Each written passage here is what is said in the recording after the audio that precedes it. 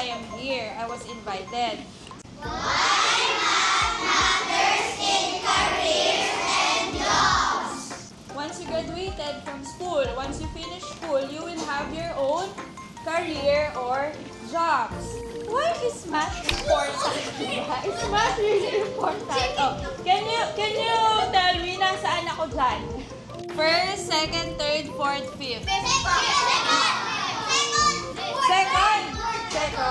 My name is Yana Christine. When I grow up, I want to be a teacher.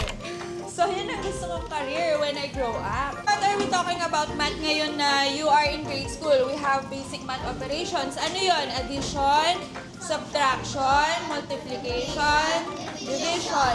We have problem solving in math. What is your dream career and job? Let's make it fun. So I have pictures here, huhulaan nyo, and then I have some prizes. Okay? Okay, what's this? Anong career yan or job? Oh, wait lang, I have a prize for you. Next.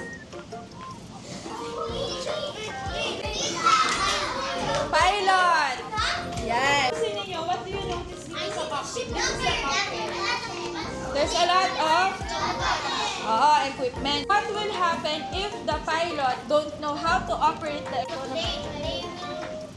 Grabe ka naman. Crash agad. Hindi na lang aandar yung airplane. Ganon.